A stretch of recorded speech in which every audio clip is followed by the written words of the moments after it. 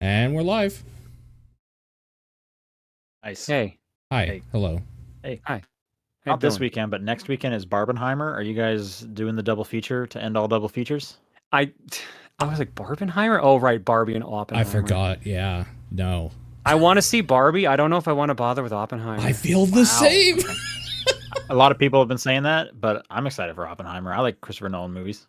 How was Tenet? I never saw Tenet. It was bad. I'm the only person who quite enjoys Tenet. That's fair. I think it was bad. But honestly, my opinion is, in this case, the one parroted by a lot of people. So I think Sean is the one-off here. I'm definitely in the minority. No one really likes Tenet, but I like that movie, so. It's, honestly, it's fine. But that dude has had some real highs, and I don't think he's hit a real high in a while for me. Yeah, I mean, we had like the 1-2 punch of like Dark Knight, Inception. Yeah. So that was really great. I know some people have turned on Inception. I still really like Inception. Oh, really? Do you not like Interstellar? You not like that at all? Interstellar, I really liked, except for they need to fire whoever did the audio design, because some parts were really bad. Okay, yeah, I'll agree with you on that. That's one of the problems with Tenet, is the audio is kind of messed up. Oh, come on! Yeah, it's probably the same guy. I actually don't like Interstellar all that much. That's fair. I could see why. To be honest, I remember liking like the first half, but then when the kind of main event happens, the tonal shift, I didn't care too much for it. I've only seen it the one time. I haven't seen Dunkirk, which was a recent one of his. I'm just not a big war movie guy. Yeah, I also haven't. I'll tell you what I did watch is I rewatched Guardians 2 to catch up for Guardians 3 and watch Guardians 3 as well. And? Guardians 3 is quite good. Guardians 2... I really like that movie. Dude, Guardians 2 was like a first viewing again, because I forgot most of that movie. Holy crap. That movie is so big for how little actually happens that's like of importance. I remember, I think I've only seen it twice or something, and it was a while ago. I remember still liking it. I think it's the weakest of the trilogy, but I do think that's a pretty solid trilogy. Yeah. I just really like a lot of the rocket stuff. Especially for Marvel movies, I'd say. Yeah. I'm trying to think if any of the Marvel like trilogies or any of the, the heroes. Iron Man 2 is bad and 3 is also bad. Really? You didn't like 3? 3 has that part with all the suits though, which is hilarious. 2 is one of the like worst Marvel movies. Iron Man 2. I didn't think it was that bad. 2? I think it's regarded as one of the worst. I thought Thor 2 was considered one of the worst. That's like the other one. It's like those Thor 2 is pretty bad. I'm a believer in Thor 2. I think it was alright, but I can realize why it's the worst out of like most of those movies. I think Captain America has the better one, but it's also unfair because that third one is basically an Avengers movie. Yeah, but that second movie is pretty good. That second one is fantastic. It's so good. And I do like the third one as well. I just think it's cheating, so it has to be taken out of the race. Yeah, that's fair. Spider-Man, that's a pretty good trilogy. Yep, it's pretty solid. Yeah. Only the second one is meh, but it's good still. Ant-Man is kind of terrible. That first movie's good, but the other two are bad. I wouldn't say they're bad. I just think they're kind of forgettable and uninteresting. That's pretty bad when you have... No, so Ant-Man. Ant-Man. Okay, I heard Batman. I'm like, wait a minute. No. The problem with the third one is that it's forgettable and it has Kang the Conqueror in it, which is inexcusable. It does have MODOK though, which is exciting. It does have MODOK. Yeah, that's true. But anyway, back to Guardians. You liked Guardians 3? I think Guardians 3 spoilers, is good. What were some parts you loved? It definitely has that like James Gunn. This is like some dark shit going on for a lot of it. It's you need it with Rocket's backstory and all that sort of stuff. Yeah.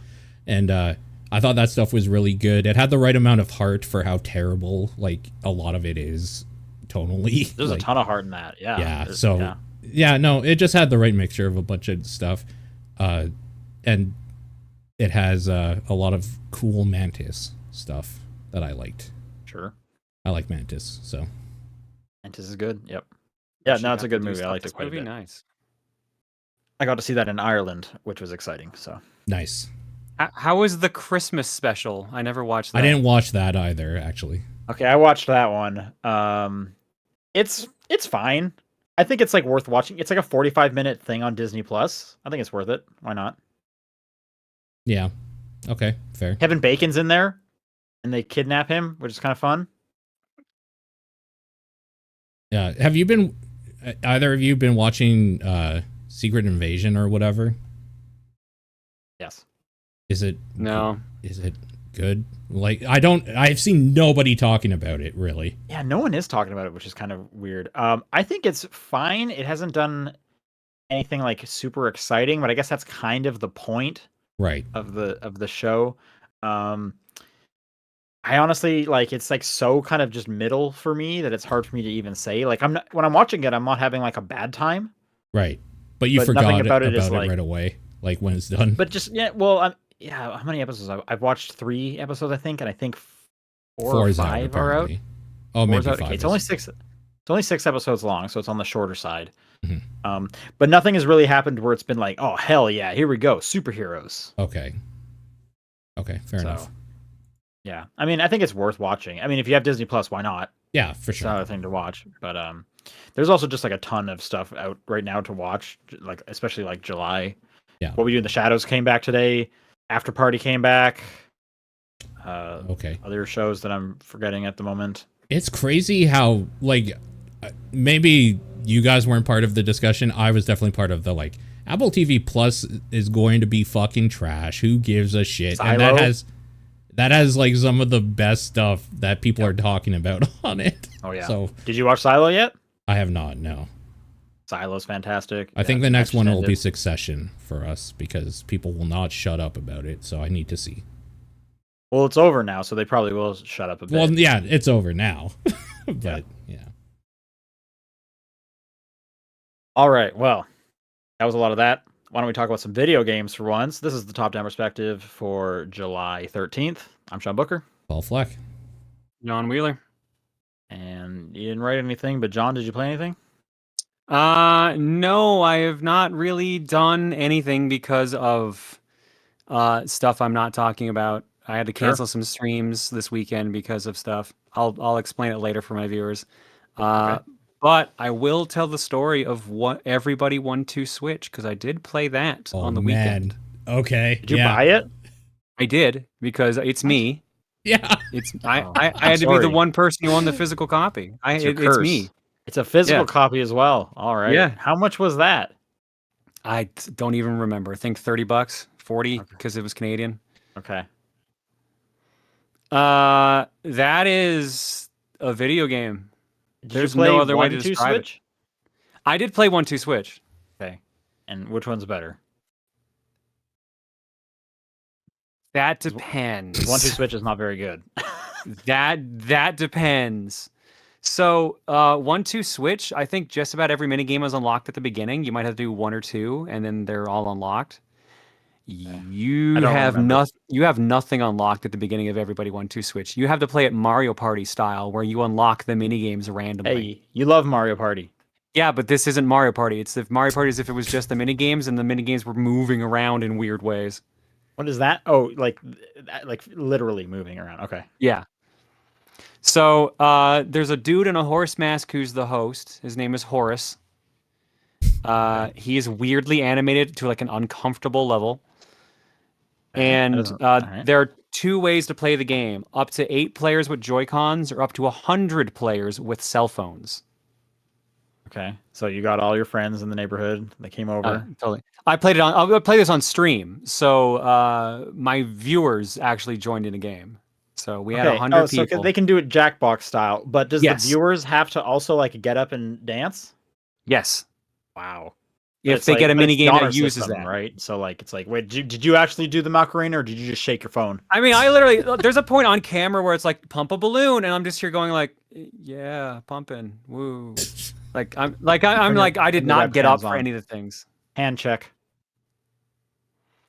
So yeah, Did you get a full it 100 worked. people or We or had a was- full 100 people. Wow. Okay. I actually did not get in because people joined in before I could. Because you can't have the same name in the mini games, so you have to make sure no one's using your username out of 100 people, and that sucks when your name is John. Yeah, I would assume so. Yeah. So so I didn't get in, so I just watched. So we played bingo, which was literally bingo. So you have a card on your phone, that's it.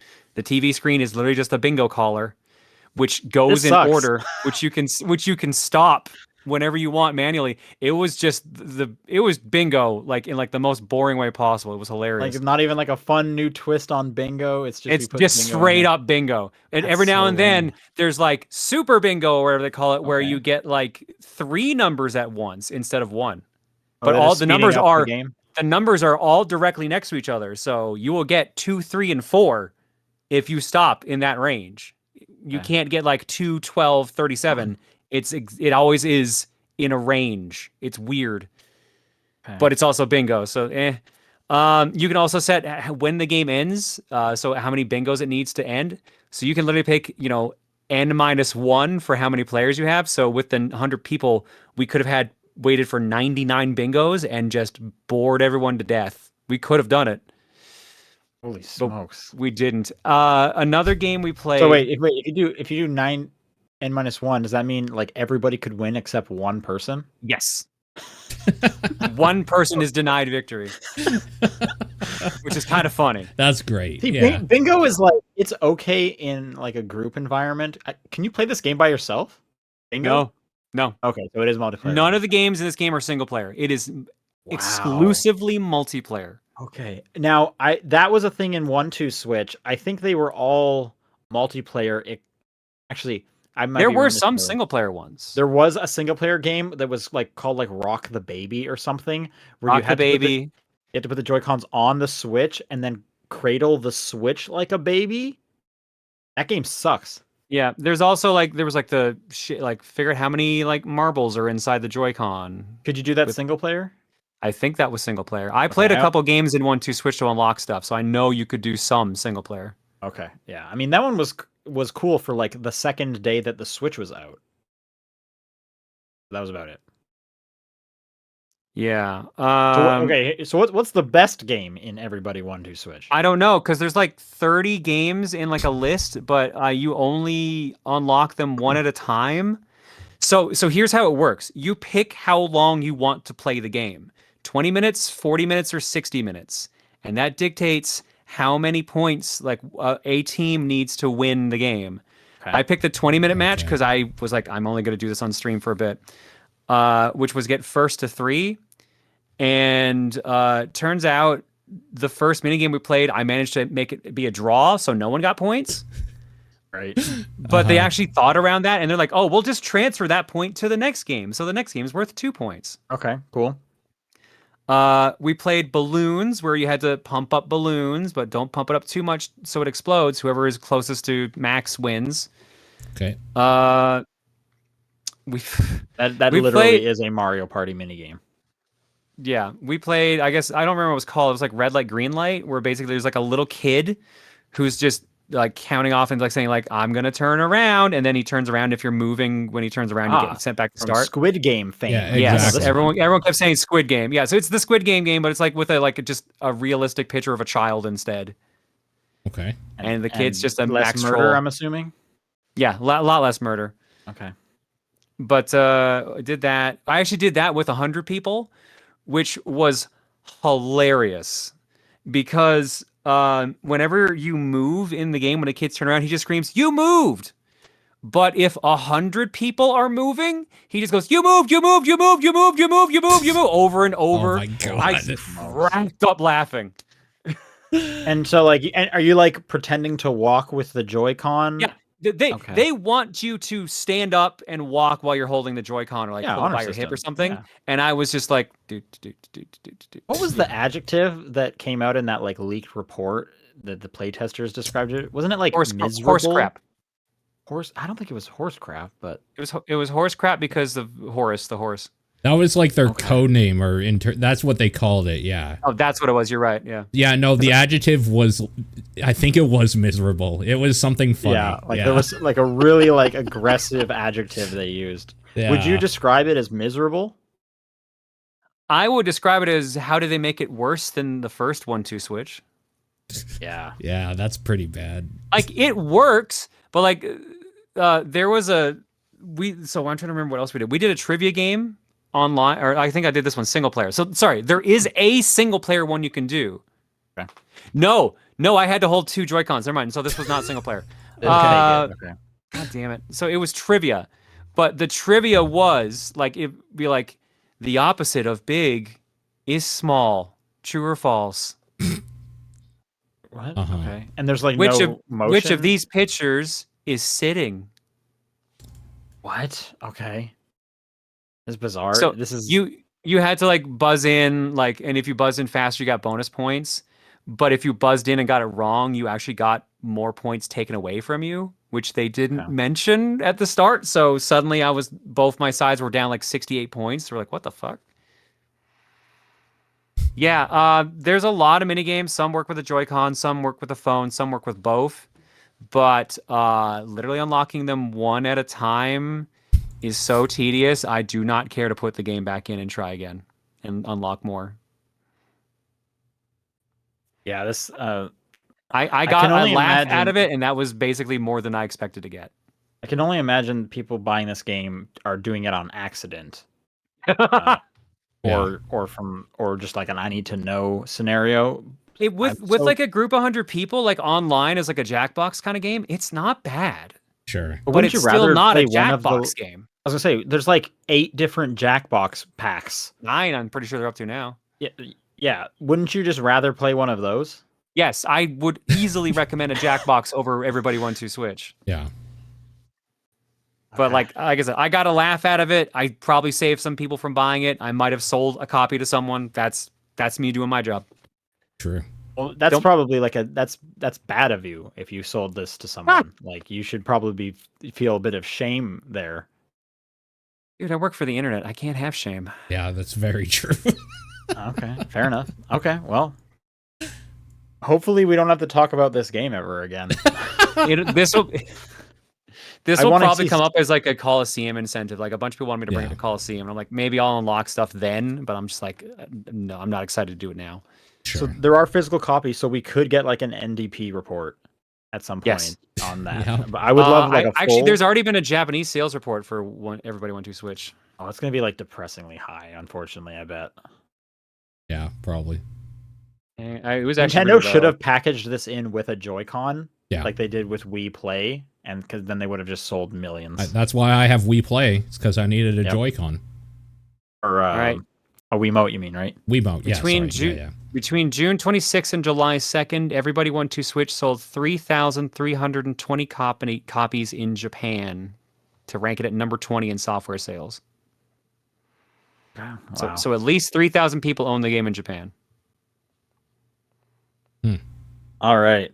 Paul, you played a whole bunch. I did. I dipped my toes in a bunch of stuff because I knew Final Fantasy was going to be a long burn, so I decided to jump into some other things here and there. Let's talk about Pokemon Sleep for a moment, because... Is that out? I don't think that was out yet. So it's in beta in Canada right now. So it was in beta. Last night, when I tried to turn it on, it said, "Thank you for trying the beta. We'll let you know when it's out." And I've been awake for 47 hours because I cannot sleep without Pokemon anymore.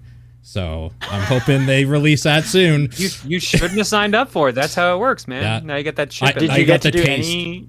Did you get any nights with it? Yeah, I got 2 or 3. I think 3. Yeah, because it was Sunday night, Monday, Tuesday, and then I tried it Wednesday. You did the whole plug it in, put the screen down on your bed? I did one night on the table beside me and one night on the bed to see if there was a discernible difference. And, like, not really from what I've seen. I thought it said don't put it on a table beside you. Yeah, I thought it was supposed to pick up your movements in the bed. Yeah.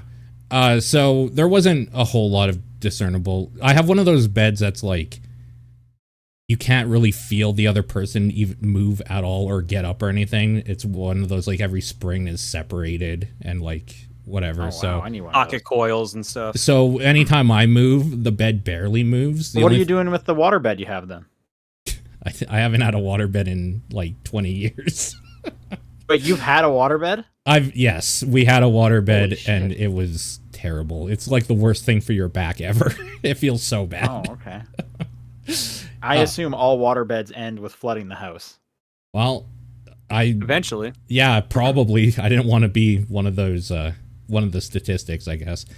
So Pokemon Sleep, you start it up, you go through a weirdly long tutorial, which I found kind of funny because I was like, okay, like I want to go to bed here and you're making me sit through like 20 minutes of stuff, which is pretty funny. Is there is it a new region or anything like that? Is there any kind of like lore around it? Is there a sleep professor? There is a sleep professor. I don't remember his name. But his basic thing is that he needs to study sleep of different Pokemons and different sleeping habits. And luckily there's this like magical Snorlax here that when you sleep and the Snorlax sleeps, it attracts a bunch of other Pokemon into like its drowsy radius or something. And then that's how you catch Pokemon essentially, is that every time you go to bed, it just, I'm guessing a random number generator sends like a random Pokemon out. It's not like you slept really great tonight, so here's a Pikachu. No, not like that. But there is like, you slept really great tonight, so here's like some bonus stuff that you can feed your Pokemon to level up your friendship level with them, sort of thing. Some bonus experience. Yeah. So so you're leveling up the friendship level. Does that make you sleep better in real life, knowing you have a really good friend? Well, I can't sleep now because I lost my friend in the Great Purge, so I don't know. So it's been considerably worse for me, actually. No, I don't know. It's what we've said it was. It's a sleep tracking app. It'll just, like you said, track movements or whatever in your bed. More than anything, it tracks your breathing patterns. Like, it'll listen if you snore and that sort of thing. Right. Or and it'll like record them for you, won't it? It does the recording thing. I didn't really bother like trying to play any of that back because I don't want to hate myself that much when I wake up. You didn't bring a clip for the show? Man, I should. Where's your homework? You know what? Paul? I can't actually go into the app even to pull it because anytime I start it now, it's like, hey, thanks for trying it out. We'll tell you when it's out. So I can't even get that stuff right now. Otherwise, that would have been a funny idea, actually. They're doing perverted stuff with your sleep sounds. That's totally fine. Kyoto. That's totally fine. Yeah, I don't know. Is it fun? Like, so? No, not particularly. Okay. Do you like tracking stats of your body? Because like in that way, it's kind of fun seeing, oh, I was like in a deep sleep for like 4 hours as opposed to like 3 hours and 50 minutes the other day or whatever. This is my thing with sleep trackers because like, you know, I've had fitness watches. I usually don't wear them to sleep. Right. Because I don't care too much. But like I've done it before to see it. And it's like, all right, this is how you slept. And I'm like, well, what do I do with that? Right. Like, okay, thanks. And I guess the idea is like, oh man, it seems like every Thursday night I have a bad sleep. Maybe because I'm up doing a podcast too late. And it's like, so maybe I should change my habits or whatever. But it's just like, I'm probably not going to change anything. Like, right. No, like who? I don't need to see this. Is this a cry for help, Sean? Is this what's happening here now? Yeah. No, I don't know. It's one of those. And like, yeah, if you medically need help with your sleep, this is a tracker app that's not going to help with that stuff. Like, this is just for you to see a little graph and for it to guess how your sleep was based on your breathing patterns that it was able to pick up throughout the night or whatever. Like, if you want actual sleep analysis stuff, you have to get a big machine that hooks into like your vitals, and like there's a way to do that, and that's not this. Well, I think the idea is just to get people like thinking about like how much they sleep, you know, how your sleep went, and adjust based on that. But like, the unique thing here is the Pokemon. So is any part of that cool? Did you catch your favorite Pokemon? It's weird because it feels like shooting fish in a barrel because you don't really catch Pokemon as much as you tap on them while they're sleeping and then you own them. So is there any way to like influence which Pokemon show up? If there is, that wasn't in the beta. It was pretty bare bones. There is like a cooking mini game where you put together ingredients that you get from the Pokemon. No, but the Pokemon dropped like different types of ingredients. Like I think Squirtle dropped some like milk and water based stuff, and Pikachu dropped like berries or something. Yeah. I mean, I could see it's them doing something kind of fun, like, hey, if you go to sleep on June 31st, you'll get a special Mewtwo. But it's only if you sleep. If you don't go to sleep, we're not giving you a Mewtwo. On June 31st, the day that doesn't exist. or whatever. Yeah. Yeah, no. I can see them That's how you doing. get them. That's the trick. I can see them doing like. Is there any way you can Mhm. you can pay for anything? So there is a thing at the beginning saying you can play it without paying, but there are microtransactions. I didn't see them in the beta, but I also didn't look hard for them. I literally just They're started probably this. cosmetic. It's gotta be. Probably. I literally just started the app up when I was about to go to bed and put the phone down beside me. I didn't like go a deep dive into anything because you really couldn't. Even when I tried cooking, it was like, yeah, this is unavailable currently. So, okay, here's a question for you. If you could spend 99 cents a day for a guaranteed, not perfect, but a marginally better sleep than if you didn't pay 99 cents, would you do that? I'll do up to $10. I don't sleep well. A day? Yeah, I don't sleep well at all. I would easily pay $10 to get a good sleep. Okay, what about you, John? I don't know about $10 a day because that would eventually catch up, but I also could really use the sleep. So if it was 99 cents, absolutely. I used to smoke that was a pack a day, which was $15. Like if to turn that into sleep, like that's an easy sell for me. $10 a day. So you're looking at like $3,600, a bit more than that, right? That a year. A year. Yeah, but then like you're actually sleeping, like that's holy so shit. worth it. So for like $4,000 a year, you will get not a perfect sleep, but a marginally better sleep than if you hadn't paid $4,000. I think that's still worth it. I mean, yeah, but like in a healthy way, right? Because I could buy heroin. Like I could spend money to make sure that I sleep, but like in a way that's really detrimental. That's a thing I could do. If I could naturally pay like a couple bucks every night to naturally fall asleep and feel great, I would totally do it. Figure it out, Nintendo. I think I'm with you. Yeah, figure it out. One thing I found interesting is that if you have the Pokemon Go puck thing, that does work with this app to track your sleep. What does it do? Oh, I have no idea, but apparently it might like track or catch different Pokemon. I'm guessing it's just an easier way. Are you talking about the bracelet one? What is the puck? Yeah, the circle thing. The there's Pokemon Go Plus and Pokemon Go Plus Plus, which is the puck, the ball thing, the token thing, or whatever the hell it was. The double plus. That apparently works with this thing. Oh wait, it literally is plus plus. That's absolute nonsense. Yeah. What does that do? I don't know because I don't have one. Otherwise, I would have tried. It's like a better Pokemon Go Plus, hence why it's called the Plus Plus. Wait, is it specific for Pokemon Sleep? Because like I'm just seeing it like in someone's hand. No, it's for Pokemon Go. It's for Pokemon Go, but I'm guessing it tracks steps. So I'm assuming what would happen is that you wear this somehow on your body, and it would track if you toss Press and hold turn. the central button on the Pokemon Go Plus accessory and place it on your pillow to track your sleep. Okay. In the Pokemon Sleep app. Okay. Sure. So that might be a way that if you're not able to have the phone near you, you could like potentially do something similar. Oh yeah, it's like, sorry honey, there's not enough space for you to put your phone face down in bed, but you can put the Pokeball puck in bed. I'm fine with that. Yeah, exactly. Being between us. I think this thing's fine. I didn't really see any reason to get it, but I didn't see any reason not to, I suppose. It's free though, right? So, yeah, exactly. Yeah. Okay. I think if anything, it'll like make some people actually care a little bit more about their sleep, and that it alone might be worth it. It did make me realize. Maybe kids.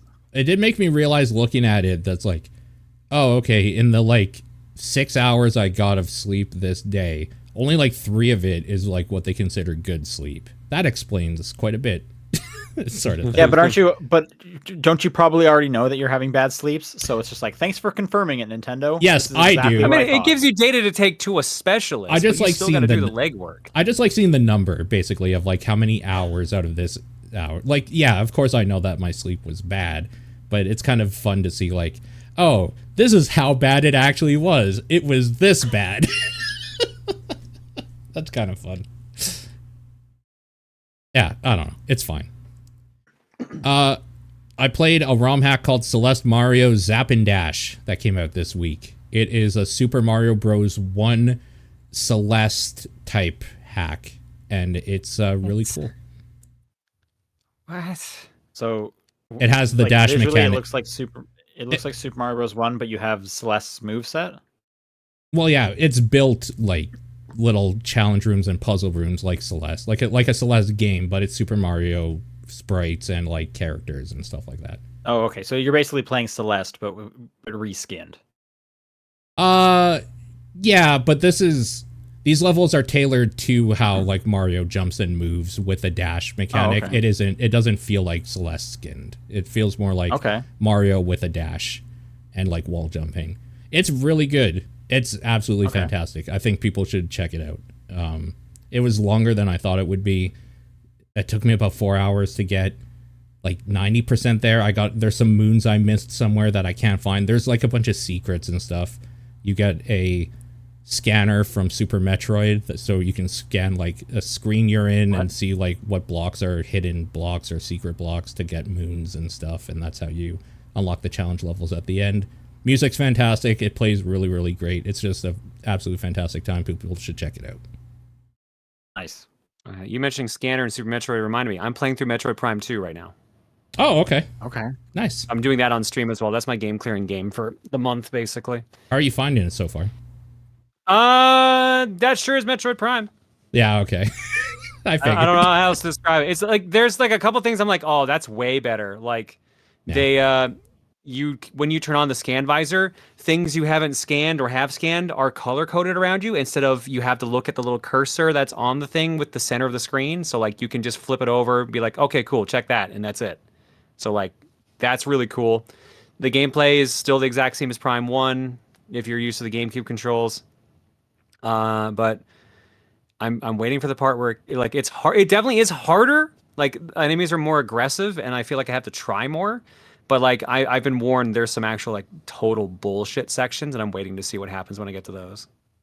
Are you playing the Wii version? I am playing the GameCube version. Oh, the original one. Okay. And that's Dark Samus, right? Is like the main antagonist in that one. Ever? Yeah. Okay, I remember that one. Halls of Torment. This is the new Vampire Survivors, I would say. Like in the way that didn't Vampire Survivors also just get an update? Like the co-op mode is out? Yeah, somewhat recently, for sure. So for as big as Vampire Survivors got, where it kind of created a genre and a bunch of people copying it and different stuff, this is probably the next one I would see that has been getting a lot of buzz and has that same kind of feeling of discovery that the first one did. It looks almost like a Diablo clone, and especially in that your characters are like cleric and swordsman and sorceress, you know, basic like fantasy trope characters. But if you like Vampire Survivors, I think this is the next one you should be checking out. It's about the same price. It's like $5 or whatever. And, it is $5, yeah. Early access. And it plays very, very well. It's very fun. It has a lot of the like, you can build into a thing and just feel like a god at some point, but it also has enough difficulty where it feels like you can't just turn your brain off completely. It's good. Yeah, it's just public service announcement. Halls of Torment. Check it out. The last thing I did, and this was last night, was I played that SpongeBob DLC for Power Wash Simulator. Okay. And I'm a little disappointed, mainly because the other DLCs were about as long and they were free, and this one was $10 Canadian, or what, $7 or $8 American. So I kind of was hoping to be a little more substantial, but it's more of that sort of thing. It has kind of a cool premise where because you're underwater in Bikini Bottom, you don't have the same pressure washer. I'm guessing you have like an air compressor type thing that's just pushing the water that's around you, because it's a different gun completely, which also leads to my biggest problem in that the cool nozzles and equipment that I bought in the main game doesn't carry through, because this is a completely different set of equipment that you get. So I can't use like my super trident nozzle that I bought or whatever that I love using. I think it's kind of cool that they actually thought about that, because they could have just been like, here's SpongeBob themed stuff, and then just been like, well, yeah, I know you're underwater, but like, don't think about it too much. Totally. So I think it's interesting that they put any thought into that whatsoever, but yeah. Was it good? What was the best thing you've watched? The Mermans Lair or whatever. Okay. Merman's Lair. That's the last thing because it's huge and has a lot of stuff in it. So like that was pretty fun. Other than that, you get the main attraction. Like I bet you could probably guess what you clean in this. You clean up SpongeBob, Squidward, and Patrick's houses, like the Conch Street or whatever is the one. I thought you were gonna say you cleaned them up. I was like, that seems pretty on par for the show. You do not. Oh, you know what? One was actually kind of fun that I didn't get the reference because I didn't see this episode or whatever, and I thought it was a glitch. Is apparently there is the boatmobile is invisible. Yes. So that's Mermaid Man and Barnacle Boys. Yeah. Invisible boatmobile. So it looks just like a dirty, shitty boat, and then as you're cleaning it, it's disappearing. So like you clean the dirt off, and there's nothing there anymore, and that was really weird to the point where I thought there was a glitch. It's like, oh, the game glitched, so I restarted it. I'm like, oh, never mind. It's like the joke or whatever. That's pretty funny. Okay. Yeah. It was worked out pretty way better. Yeah, it's pretty cool. Nice. Krusty Krab and Chum Bucket, they're there. You clean those. Yeah, that's pretty much all of the buildings in that place.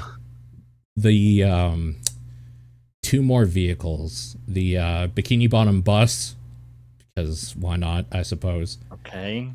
And the burger car that I guess like SpongeBob learned to drive in. That's how I think I remember it. That's from the movie. Is it? Okay. So is Keanu Reeves there? Not that I saw. No, the first movie. Okay, is David Hasselhoff there? Maybe. Yeah, do you clean David Hasselhoff? No, that there we go. That you do not do. There are a lot of weird, like little missed opportunity. Stuff he's a dirty boy. Someone's gotta hose this man down. It's just that burger footage of him just eating a burger on the ground, but with SpongeBob music playing in the background. That would be pretty good. That'd be pretty good. Yeah, I think like if you're a SpongeBob fan and you want to get back into Power Wash Simulator, like $10 isn't terrible or anything, but with the other two being about the same length and being more interesting to me in term because I'm not like huge into SpongeBob as I am like Final Fantasy VII or Tomb Raider or something. So like, and then having to pay for this one where those ones were free, it like immediately just had a little more expectation on my side. Nickelodeon's got to get that kickback, you know? Yeah, but it made me realize that they're probably not going to be free anymore, right? That was probably just like the couple one-offs at the beginning. Well, because those other ones were Square Enix properties, so those were probably in-house free. So they could do like, you know, everyone loves Deus Ex these days.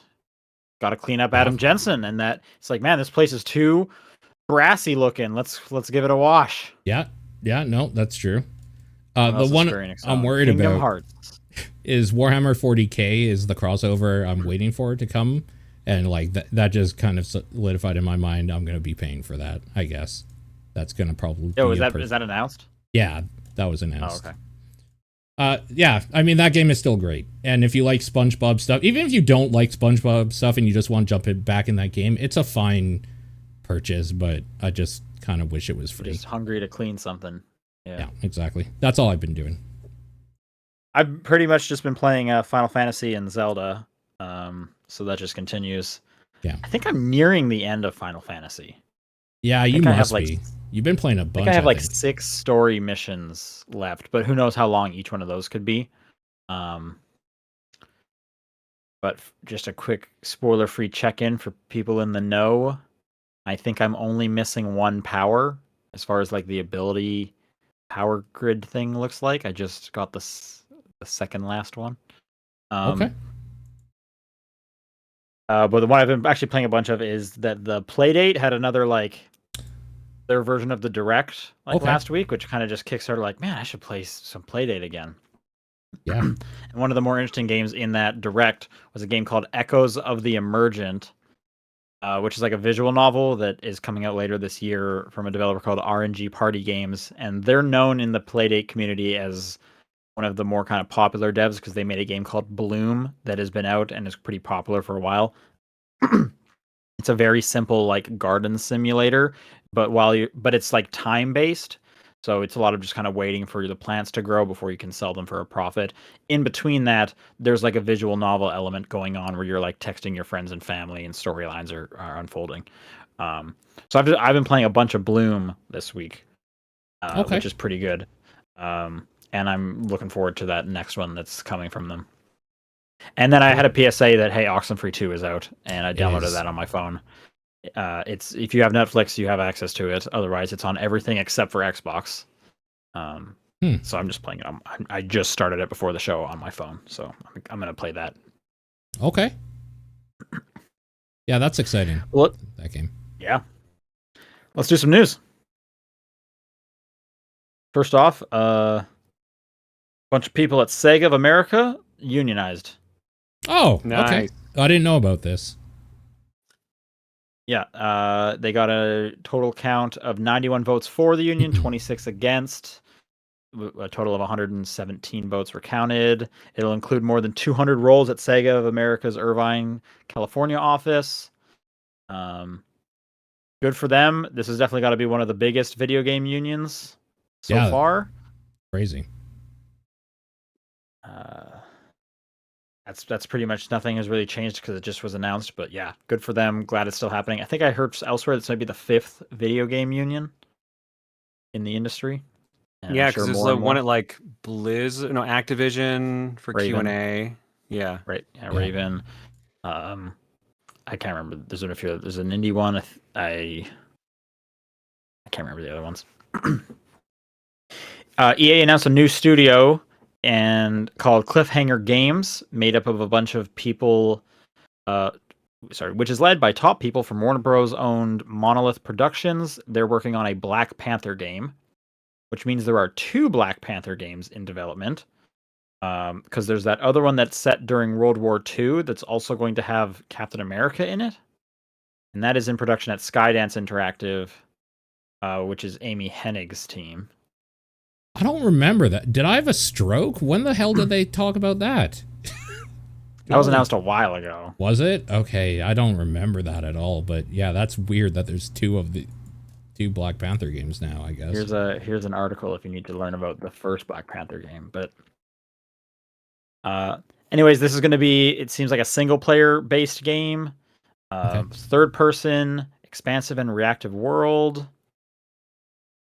No platforms, no real information other than it's happening. I guess we're going to wait to see. This Axios article that was summing it up also kind of had a funny footnote where they just talked about how a lot of current superhero games are loot driven and they're performing very poorly, or they had to get delayed 9 months if you're Suicide Squad.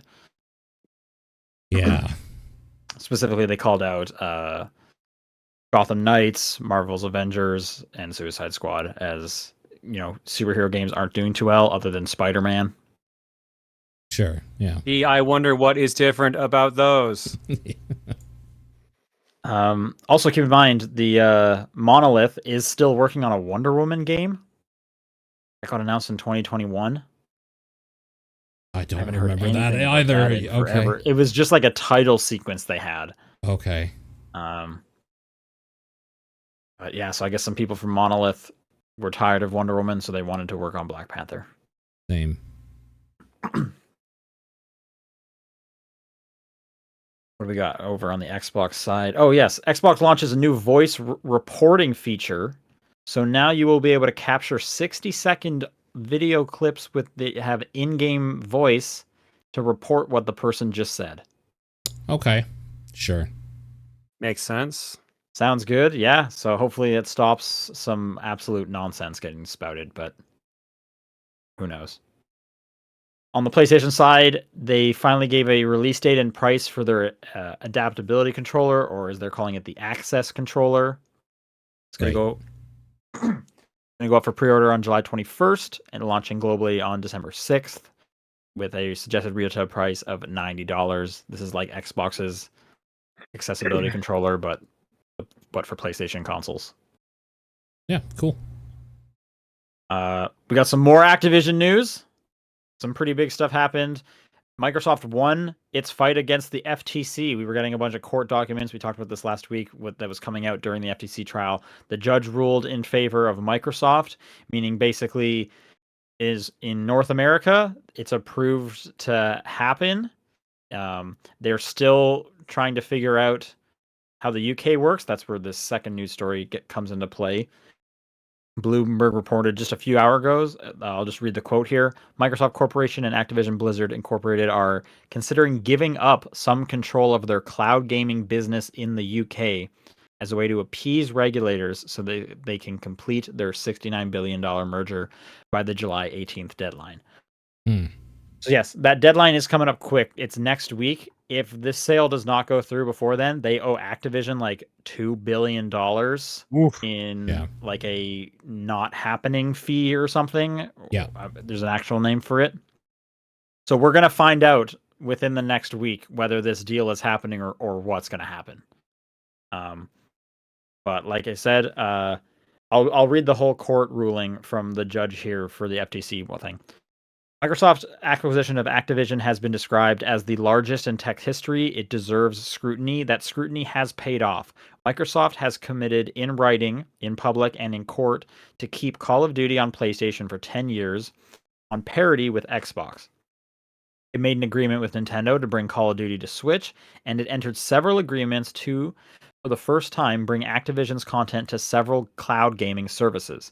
This court's responsibility in this case is narrow. It is to decide if, notwithstanding these current circumstances, the merger should be halted, perhaps even terminated, pending resolution of the FTC administrative action. For the reasons explained, the court finds the FTC has not shown a likelihood it will prevail on its claims. This particular vertical merger in this specific industry may substantially lessen competition. To the contrary, the record evidence points to more consumer access to Call of Duty and other Activision content. The motion for a preliminary injunction is therefore denied. Awesome. Yeah, that's good. You can go more depth on a bunch of the different rulings. It ended up kind of being a lot of like the FTC pointing to Jim Ryan basically saying, oh, it'll be like really bad for consumers, and then not really actually being able to back that up with tangible evidence, while Microsoft just kept saying and proving we have no reason to take it off. We have shown no reason that we're going to sneak away with this. Like, we've been upfront the whole time. And the judge sided with Microsoft there. So I'm curious to see. It's been so long coming, and we're going to get some kind of resolution next week. Yeah, it's super interesting. Yeah. All right, this one's for John. Gex remaster. Yeah. When did they Hail announce time this? is imminent. So Limited Run actually had a event yesterday. I saw the Clock Tower thing. So that was part of that. They announced too, a right? bunch of stuff. Okay. They announced a new Shantae game, which was in fact them finishing the Game Boy Advance game they were working on. They announced Plumbers Don't Wear Ties remastered. They gave an actual date, which was September. But they announced that in the past. Yeah. They announced the Gex trilogy, so the 3 Gex games being released together. They announced a new original game, which looked amazing because it was a straight up like parody of the CDI Zelda games. Oh, I didn't know about this. Okay. To a point where they actually got the original voices for Link and Zelda to be in it. Wow. What's the name of it? Do you know? It is called RZ, the Jewel of Faramore. All the cutscenes are straight up done to mimic the CDI Zelda cutscenes. That's very funny. But it otherwise looks like a Metroidvania or like those kind of games, but like better, which, yeah, that's kind of awesome. Cool. I'm trying to think of what else actually here. I'll bring up the whole thing. While you're bringing that up, I'll just mention this last quick news story. More of a PSA that Kids Bop has now covered Peaches. Oh, okay. Yeah. So go out and enjoy that. Right. Okay. Oh, they announced a bunch of this. Okay, apparently I did not see any of this. What jumps out at you? Okay, here we go. Castlevania Advance Collection is getting physical releases. Okay. Rise of the Triad, Ludicrous Edition is getting a physical copy. I love Rise of the Triad. Kumajo Remilia Scarlet Symphony is getting a physical copy. The Making of Karateka. Tiger Heli Toa Plan arcade game, arcade garage rather. Tiger Heli and Twin Cobra in it. Roller Coaster Tycoon 3 Complete Edition. Yo, all right. We're collaborating with Indie Exchange on 2 all-new retro games based on popular cartoons from the 90s. You'll wait to find out more. Oh. Ninja Turtles soundtracks on vinyl, like all the video games, like including like the Game Boy ones, Turtles in Time, arcade, like Fall of the Foot Clan, etc. Cool. El Shaddai HD is getting a Switch release. Okay. Chicory Colorful Tale is getting Switch and PlayStation releases. Then they announced RZ, the Jewel of Faramore, Plumbers Don't Wear Ties, Definitive Edition, which has like interviews and stuff. Okay. This Way Madness Lies, Switch Digital, available July 25th. Midnight Fight Express, Colossal Cave, Another Crusade, Disney's Gargoyles Remastered, the Genesis game, I assume. Oh, okay. Oh my God, I missed this one. Rose and Camilla Collection on Switch. So those are like some weird like flash games about like slapping people. Okay. Double Shake has I guess a date. And the Shantae game that never was. The Game Boy Advance one's getting developed. Jurassic Park Classic Games Collection is coming out for all platforms. Oh, Tomba is getting a re-release. Oh God, yeah, Tomba. Okay. For all platforms, the Gex Trilogy and the Clock Tower re-releases, and that's everything. That's a lot of stuff. Holy crap. That was a lot of stuff. Cool. I wasn't even aware of half that stuff. That's great. Did you guys see? I was trying to find the article, but I couldn't just now. There was a headline going around that like 84% of like gaming history has been lost from like I believe that. conservation service. Yeah. I know who said that, and I'll find it. Video Game History Foundation. And then they're trying to work on making that better. Yesterday, we dropped the results of our study. 87% of classic games released in the United States are unavailable. Yeah, I think the gist of it was basically like, when these consoles like go away, there's a lot of the time there's no way to like play these other games, especially legally. And I think like Game Boy was shouted out where it was down to like 4%. And it used to be closer to like 11, but when the eShop closed, they lost like 6 some odd percent of Game Boy access. Yeah.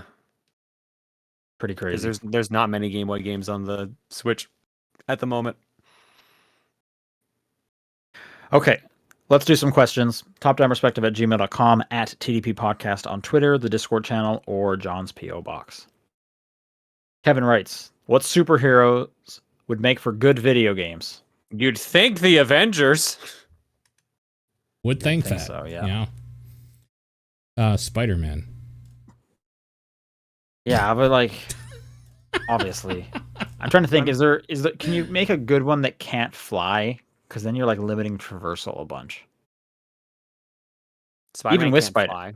Spider-Man can't fly, he can web sling, but in Spider-Man 2, they are giving like Miles Morales like glider wings so he can fly kind of.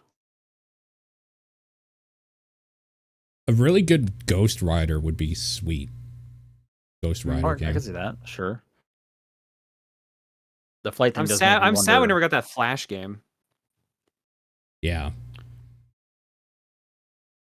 It does make me wonder kind of how exactly is Wolverine gonna like get around the environment. Yeah. Even then, he also doesn't have like ranged attacks. Do you think they're gonna give him some kind of like when he like slashes, he like sends out Yeah, probably like shockwaves or something. some kind of shockwavy thing? Yeah. I think you could do like a really good Iron Man one because you just upgrading gadgets and whatnot. I'm surprised we didn't get more of those. Yeah. How was Iron Man VR? Oh, I actually remember liking the little bit I played, and I do have a copy of that. I just never actually set it up to play it, but I remember kind of enjoying that. Ghost Rider is definitely a good one. Daredevil's a cool character, but like, how do you bring in the like he's blind part, or do you just don't? And it's like third person, and it's like just trust us. He can't see. Don't worry about it. Yeah. You probably do third person, and then like you do click a button to go first person to use like his special vision. And it gets used like a detective mode style thing like Batman. That'd be pretty cool. Or if you could like kill the lights in a like room or something and then turn that on and like you see normally and the dudes are all just like messed up or something. Yeah, you could do some cool ideas, I think, with it.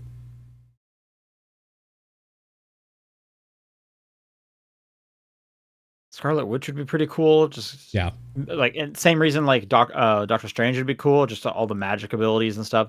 And especially with Doctor Strange, they could do some weird stuff with like the world geometry in a video game. That would be pretty fun. They should do another Guardians of the Galaxy game. That game was very good. They probably should, actually. Yeah, they absolutely should. Ahiave says 10 gamers chosen at random have less than a day to beat a game. Assuming no outside help is permitted, players have to use their own skill, wits, and knowledge. And assuming everything in the game itself is allowed, glitches, cheat codes, joke endings, easy difficulty, etc. What game would you pick that you can beat, but the other 9 can't? Oh. Okay. So you're either picking a game that you're really good at or an obscure one that you think you're probably better at. Right? Those are like the avenues. This is Spider-Man on the SNES. Because did Homer write that? No, that's me. I'm the second fastest person in the world at that game. Oh. That's true. And like the likelihood that the 10 random is the one better than you. Well, the fact that like that game starts off with you basically being needing to be told to go into the background, to go into an area that doesn't look like you can get into it to progress. It's like, yeah, there's probably going to be a few people that just drop out.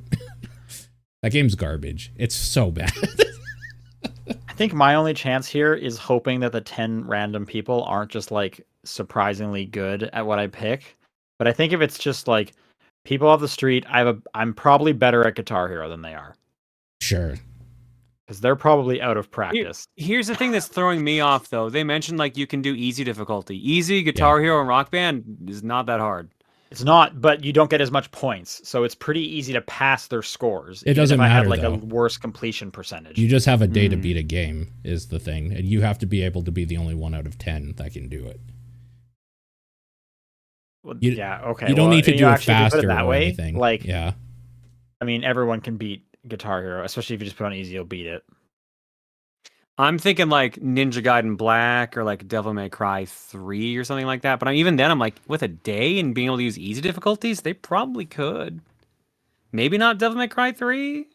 Oh, really? I would think Black is harder than 3. But I don't know. Yeah, you're probably right on that. Black has some bullshit in it. Black has some bullshit bosses. Yeah. Yeah. Yeah, I don't think there is one then, because I'm not like particularly good at like a difficult game or anything. What about like a Super Meat Boy or something? I don't think that'd be for Sean, but I guess, I mean, like, I have a day to do it. I would probably get it done again. And if it's 10 random people, I probably just have like a better chance than rando off the street, I guess. Sure. But like, who knows?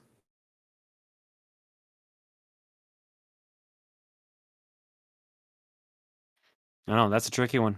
Yeah. All right. Christopher writes in and says, "Hi, TDP. I have a question for you three. Recently, I found out that the Switch port of Pikmin 2 removed all the product placement from the game. So items like the Duracell battery and 7-Up bottle cap are replaced with generic versions of the same item. Are there any games you think would be more interesting or be improved with the inclusion of product placement? Keep up the great work." No, but there would be ones that might be funnier. Sure. Yeah. Yeah, I think that's all you'd really get is, oh, it's funny that that's in here. I I'm wonder trying to how think, like- I wonder how Pepsi Man would be if it didn't actually have Pepsi in it. And he's just Cola Man. Yeah, Soda Man. I'm trying to think of some games that have like significant product placement. Burnout Paradise had like billboards, Yeah. and those would change around. Didn't Alan Wake, wasn't it also like Duracell or something for the batteries? I think so. Probably. And what it was it Monster Energy drink for Death Stranding? Yes. Yeah. I forgot about that one. Yeah, that's so Like a stupid. super high resolution, and they like zoom in on it and like really show it off. It's Yeah. like weird. But yeah, more interesting or improved, definitely not. But you could get some good jokes out of it. 1 versus 100 had straight up commercials, Yeah, like designed for it, and it was like Sprint or something. It was pretty funny seeing like the same commercial over and over again.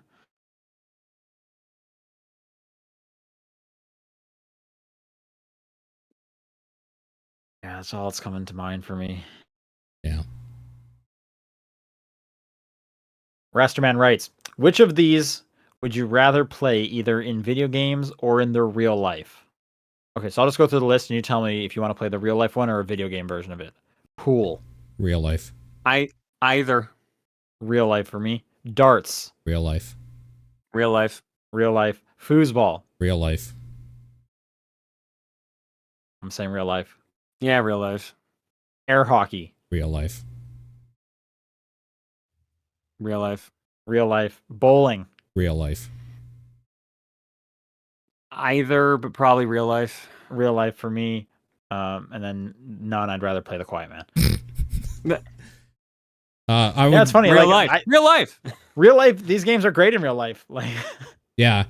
Like, to be honest, I don't play like sports, but if like a group of guys was like, "Hey, want to come play soccer, throw the football around?" I'm there. Like, yeah, I like doing real life instead stuff of in a real life. sports video game. Oh, for sure. Yeah.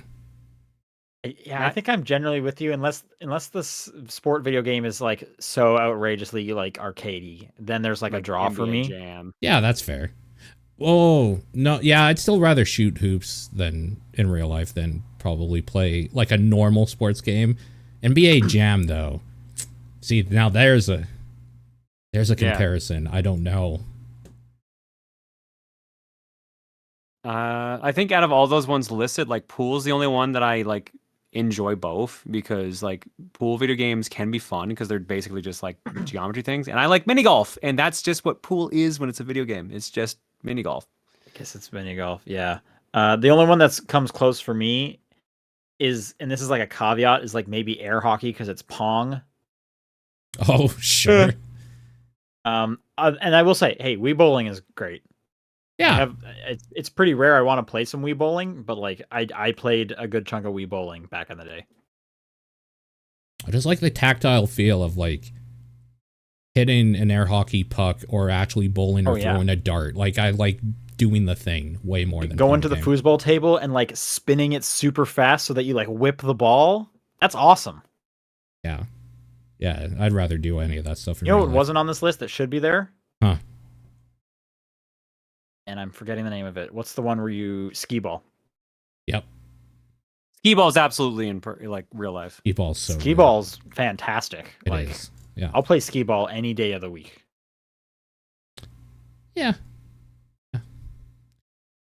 Dad writes, for those of you who had a somewhat set in stone childhood home and then after you moved out as an adult, they sell it and move, how has the experience been like for you and your parents? I think this is a Sean question. It question. fucking sucked. Oh, yeah, you had. I didn't have a home that we stayed in, really, so. Yeah. We, when I graduated and moved up to Alberta, we sold the home I basically lived in since I was 5. So I lived there from like 5 to 18, 17. And then I came back a couple years later and, you know, passing a house and not being able to go in it felt really weird. My mom has had the same house until last year. Yeah. So that's probably like 4 or 5-ish to 30. She finally sold the house last year, and I went up to help move some stuff out of it and whatnot. So that was sad, but luckily for me, since I had moved out of Calgary for long enough, I wasn't super attached to that house anymore. But it is going to be weird when I like go back for Christmas and I'm not going to that house. Sure. Yeah.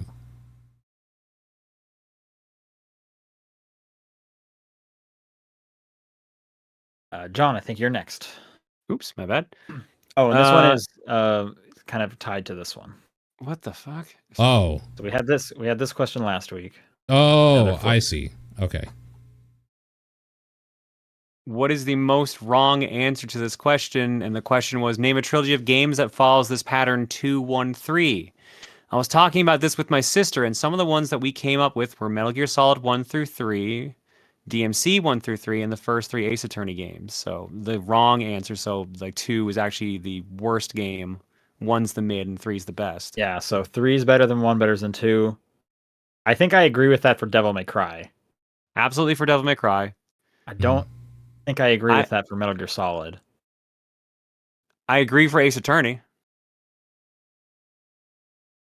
Okay. I know 3 is really good. I just don't. So much of those ones like blend together for me because I played them all back to back. 2 has like considered one of the worst cases in the series, but then also like the last case is pretty good. So Right. that's a toss up. I do know that 3 is like the best one for sure though. So out of the original trilogy, yeah. I think Prince of Persia fits into that. 3-1-2.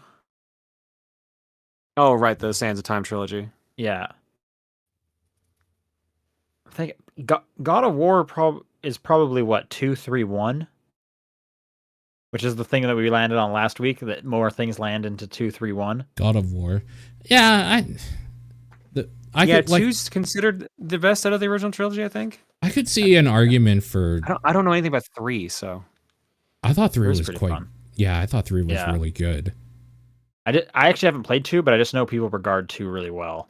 I think an argument can be made for any 3 of those being somebody's favorite. They're all very. They're all pretty good. Yeah. Okay, but 3-1-2. So yes, Devil May Cry.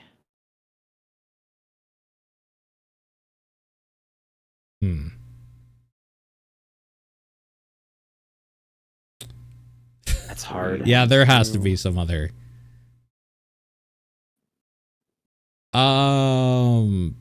I think you could probably make this argument, even though I love Origins, the Dragon Age series, Dragon Age Origins 2 and Inquisition. Most people like Inquisition the most.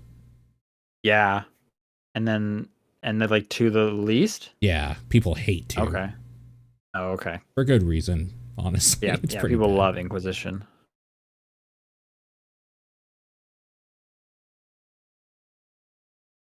I can't think of another one.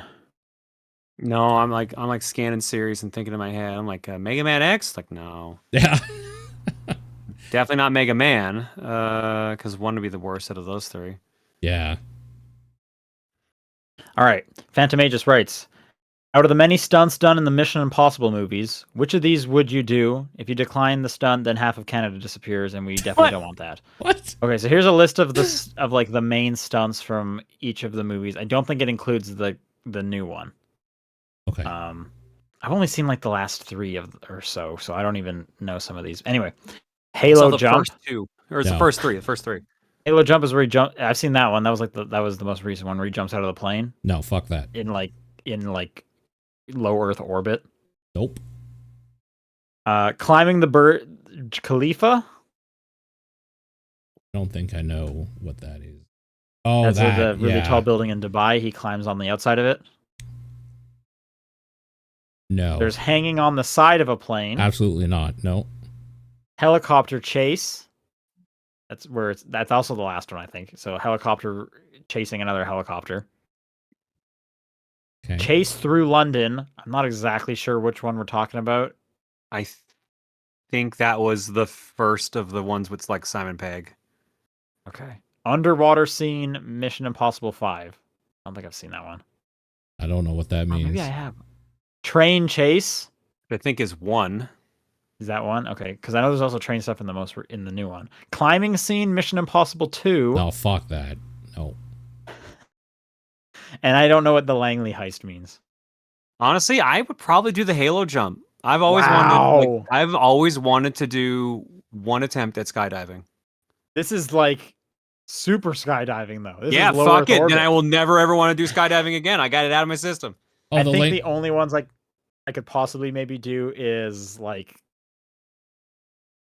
So like hang on the side of the plane. Was he like attached to it, or was it just? He's literally like, it was in the trailer. Like he's like hanging on like for dear life. Okay, I do remember that now. Climbing the Burj Khalifa. That was also. Oh, you had like sticky gloves. The glass building. Yeah, I don't do well with heights, so none of those.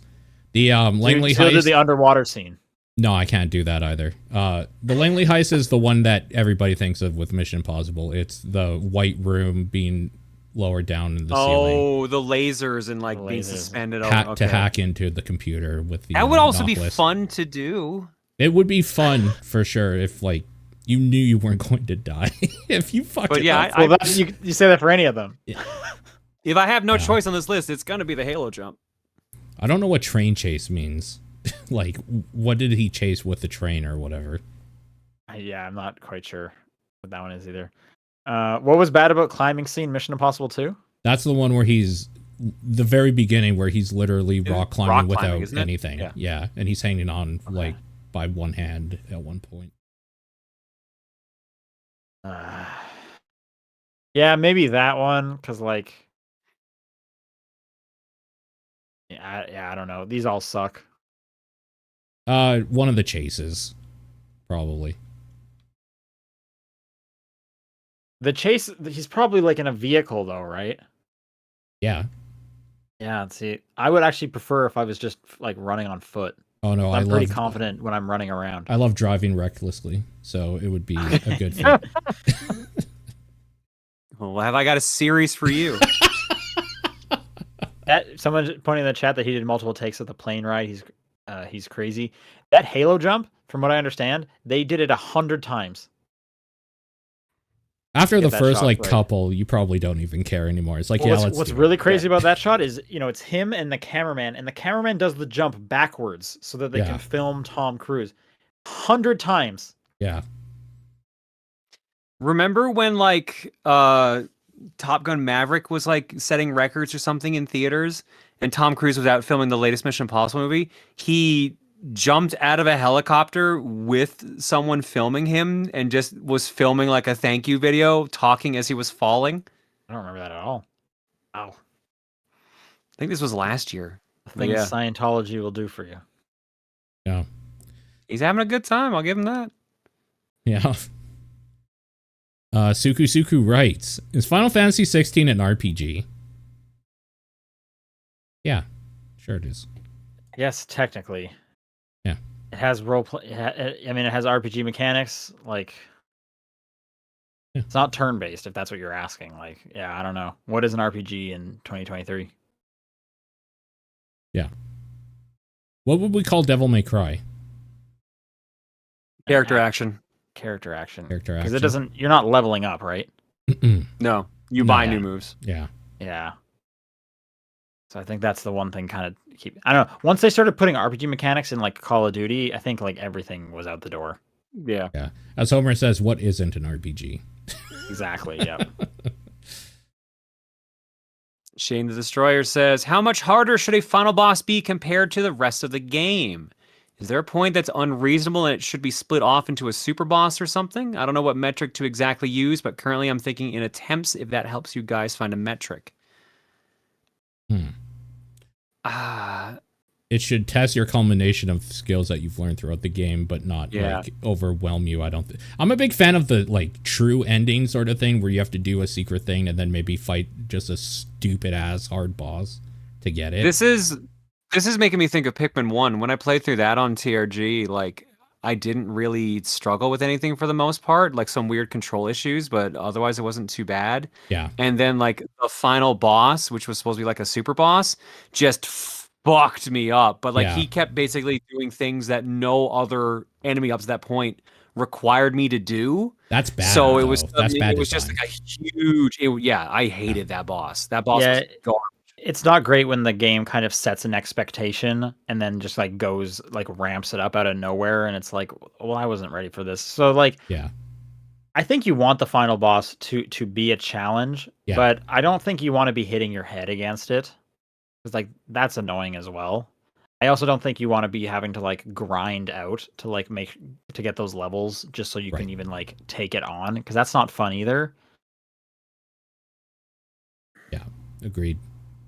But it also depends on the game though, because like, you know, a game like Elden Ring, like I want to feel like a pretty good sense of accomplishment when I finish that final boss. That boss so I do sucks. want there to be some challenge. That final boss sucks. Without spoiling anything. It just sucks. It's a bad boss. Yeah. You know what I like? I like spectacle bosses. Stuff. So like Metal Gear Solid 4, without spoiling the final boss, just how that boss fight is like a trip down memory lane of every game that came before it and stuff. Scenes in that one though. Yeah. And are we counting the crawl as well? Or are we just counting like the I'm counting the fight, the fist fight. Yeah. Counting Slugfest? Okay. It's so good. Oh my god. Final Fantasy 16 does this quite a bit because it has the massive kaiju icon battles. Yeah. And they're not really that hard. But they're a spectacle. But they're just a spectacle. And I think I'm leaning more towards that. Is I don't kind of want to repeat it. Oh, and also, if you make the spectacle hard and then you have to like repeat the spectacle, it sucks. You don't like it anymore. Like you immediately lost all of my entertainment. And it's like, yeah, I already saw him like stab the sword through the earth or whatever it is. Blah blah blah. Yeah. So I do kind of like if you want to put a really hard one in there, don't make it mandatory. Like make it for people who like want to like seek that out. Yeah. Like the Valkyries in God of War or something. Exactly. Yeah.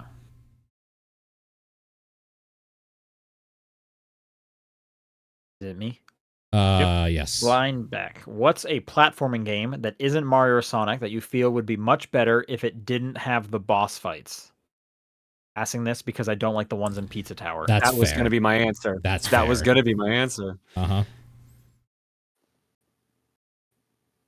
I like the boss fights in like Donkey Kong Country.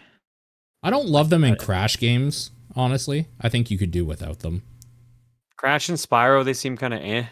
So yeah, I'd probably say Spyro as well. Yeah, I could see that with Spyro because I did do the trilogy and I didn't care for them. Mostly just because I think they're all kind of boring. Yeah, from exactly. what I remember.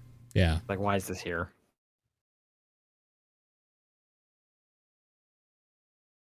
Tower though. I kind of agree. There's only one boss I like in that whole game. And the final one? It's the weird one. And I wasn't into that one. The final one, surprisingly, I was into. Oh, I hate the final one just because of how long it is, not because of anything else. It is long, but yeah, I don't know. I had a good time playing that one. All right. Final question from Waste of Resources. Is game length a spoiler? Ooh. For some people, it is.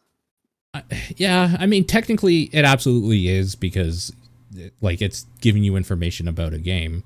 I don't consider it a spoiler worth caring about, but I mean, it definitely probably is. It is not a spoiler to someone who values their time. If someone wants to know how long it's going to take or how much to ration out, like, okay, I'm going to be playing this for the next month or something like that. Yeah, that's not a spoiler. Yeah. But like, if you're like, oh, this is the new hot game. I wonder how long it's going to take me. I have no idea. Then finding out the length, I can see that bothering someone there. I'm trying to think of a way, like what's the worst case scenario here? It would have to be a really story heavy game. Let's say the game in actuality is 10 hours long, and they said, I've been playing it for about 9 hours. I think there's like a lot left to go, and you said, oh, actually, it ends in 45 minutes.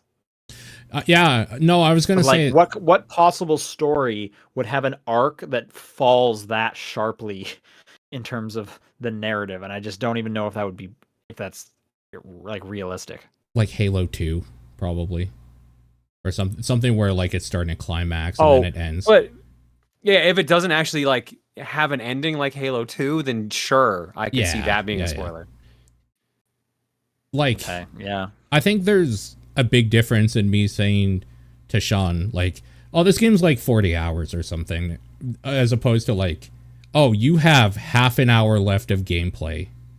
Like, there's a difference, I think, in how you say it as well, or like how specific the information is.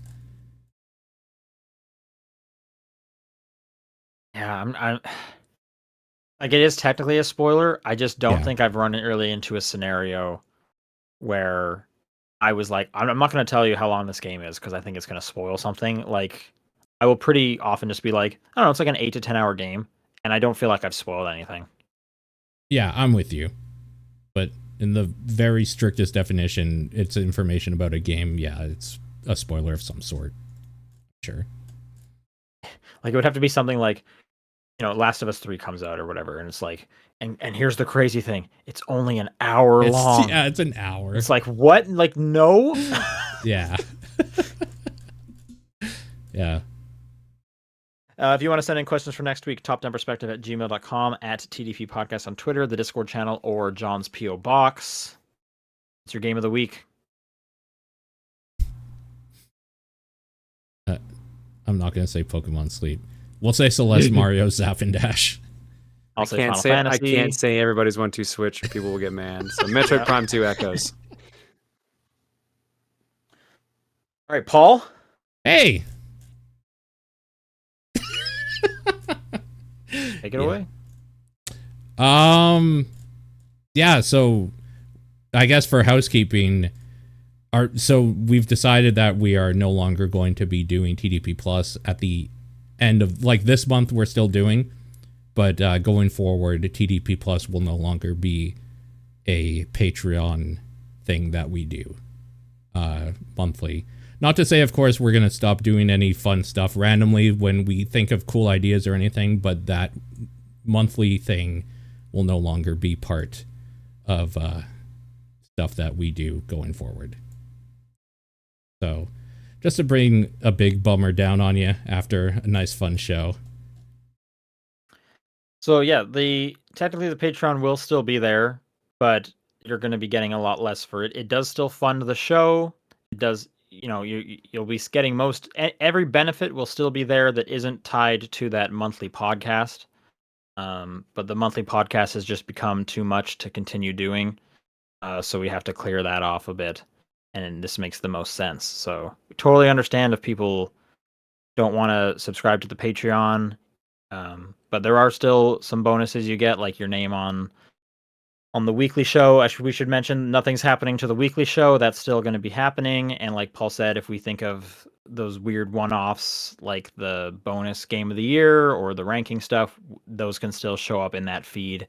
And we'll give you plenty of notice when those are coming if that's something you want to like resubscribe to. But in terms of like the monthly game, fifth podcast episode we do each month, that is what's going to be stopping. Yeah. And due to it, the $10 tier is also going to be going away. Yeah, that makes the $10 tier is basically the thing that won't make sense anymore since you can't submit a game for the poll. So that one will definitely be going away. But the other one, you get a sticker at level 5 of the logo and stuff. So, there is still some benefit if you want to keep subscribing. And if you don't, we totally understand. But it does still help keep the weekly shows, the lights on. It pays for the hosting, equipment, stuff like that. So we will still be totally grateful if people do want to stay around and still, chip in and support the regular top-down perspective. Yeah, for sure. And at the vault is also not going away. So at any point, people can subscribe and get access to the entire 5-6 years whatever worth of TV Plus. That's still going to be there if people do change their mind. Yeah. Anyway, and with that, we'll be back next week. Actually, I'm not going to be back next week. I'm going to be in Canada next week. I'll be back in 2 weeks. Ooh. I didn't know that. Yeah, going up for a long weekend to visit family. Oh, okay, cool. So I'll be back in 2 weeks. But until then, we will see you guys later.